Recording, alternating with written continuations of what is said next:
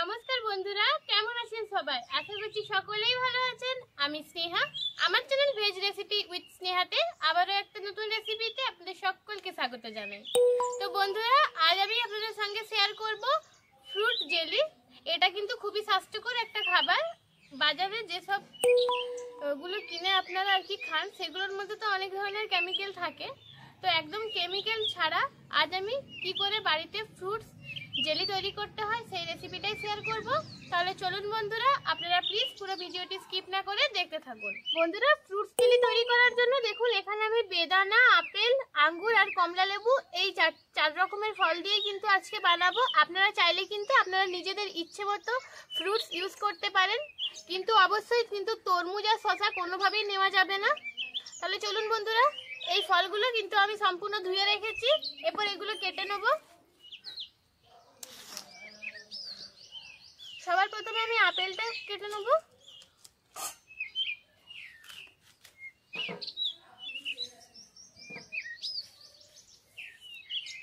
খোসাটা কিন্তু একদম ছিলে ফেলে দিতে হবে।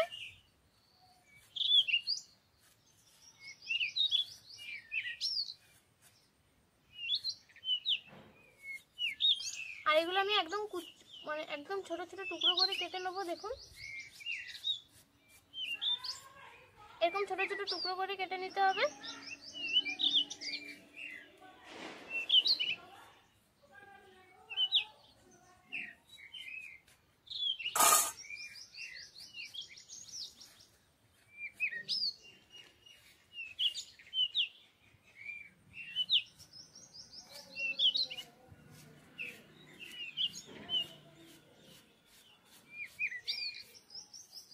তো বন্ধুরা, আমি একইভাবে পুরো আপেলটাই কেটে নেব।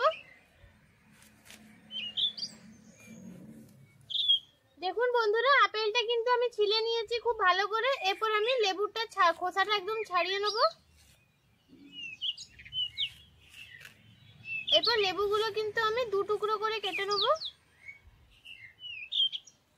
এরকম ভাবে দু টুকরো করে কেটে নেব।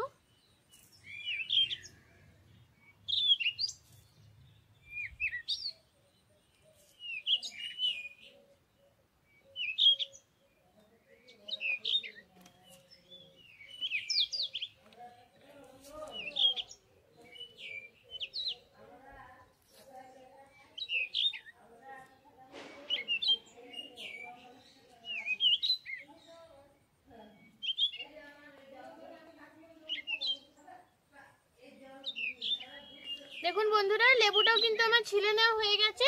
এরপর আমি বেদানাটা টুকরো টুকরো করে কেটে নেব, মানে বেদানা থেকে বীজগুলো বের করে নেব।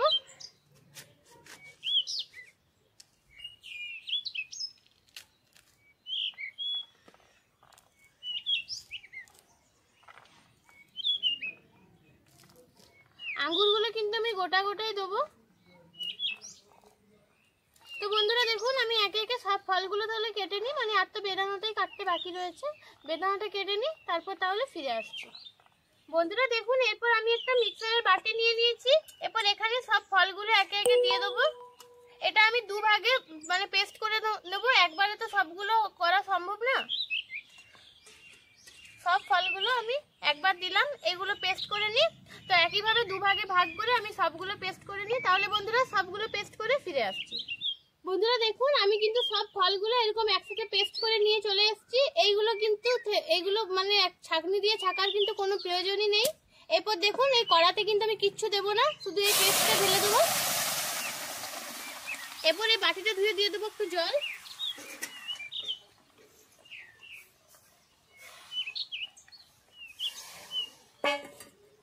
এরপর কিন্তু এটা আমি অনবরত নাড়াতে থাকবো।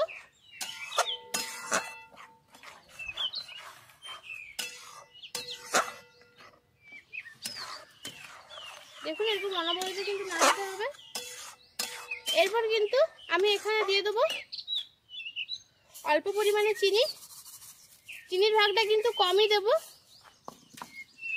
আর দেব এই ছোট্ট বাটিটার 1 বাটি পরিমাণে গুড়। ফলে যেহেতু নিজস্ব একটা মিষ্টি থাকে, সেক্ষেত্রে কিন্তু খুব একটা বেশি মিষ্টি দেওয়ার প্রয়োজন নেই। গুড়টা চিনিটা দিয়ে এরকম কিন্তু কন্টিনিউ এইভাবে নাড়াতে হবে।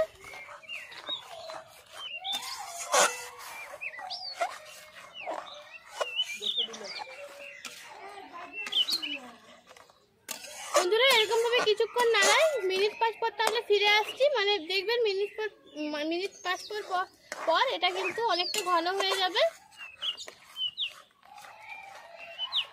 দেখুন বন্ধুরা, ফিরে এলাম 5 মিনিট পরে।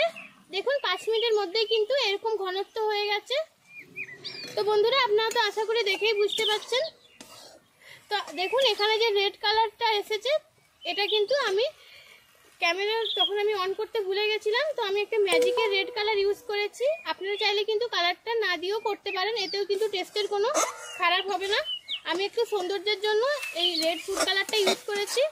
তো আপনারা যদি কোনো ফুড কালার ইউজ করেন অবশ্যই কিন্তু ব্র্যান্ডেড দেখে ইউজ করবেন। তো দেখুন বন্ধুরা, এরপর আমি এখানে একটু কাগজি লেবুর রস দিয়ে দেবো। কাগজি লেবুর রস দিলে এটা কিন্তু অনেক দিন থাকবে, নষ্ট হবে না। তো দেখুন বন্ধুরা, এরপর আমি এটা নামিয়ে ঠান্ডা করে নেব। এটা ঠান্ডা হওয়ার পর আরেকটু কিন্তু জমে যাবে। তাহলে বন্ধুরা ঠান্ডা হয়ে যাক, তারপর ফিরে আসছি। দেখুন বন্ধুরা, জেলিটা কিন্তু আমার পুরো ঠান্ডা হয়ে গেছে। দেখুন ঠান্ডা হওয়ার পর কিন্তু আরেকটু জমে গেছে, আপনারা দেখেই বুঝতে পারছেন। এরপর দেখুন আমি এই ব্রেডের মধ্যে দিয়ে এগুলো একটু দিয়ে দেবো। দেখুন ব্রেডের মধ্যে একটু করে দিয়ে দেবো জেলিগুলো। ওপর থেকে আরেকটা ব্রেড দিয়ে দিচ্ছি। দেখুন, তো দেখুন বন্ধুরা, এগুলো দেখতে কিন্তু কতটা লোভনীয় লাগছে। এটা কিন্তু খেতেও খুবই সুন্দর হয়। এটা কিন্তু আপনারা বাচ্চাদেরকে বাড়িতে তৈরি করে দিতে পারবেন, একদম কেমিক্যাল ছাড়া। দেখুন বন্ধুরা, তো বন্ধুরা এরপর আপনাদেরকে খেয়ে জানাবো এটা খেতে কেমন হয়েছে। দেখুন বন্ধুরা, প্রত্যেকটা ব্রেডে কিন্তু আমি জেলি দিয়ে একদম রেডি করে রেখেছি, আপনারা দেখেই বুঝতে পারছেন। তো এরপর কিন্তু সবকটা দিনের মতো বাবুই আপনাদেরকে খেয়ে জানাবে এই জেলিটা খেতে কেমন হয়েছে, ব্রেডটার সাথে কেমন লাগছে খেতে।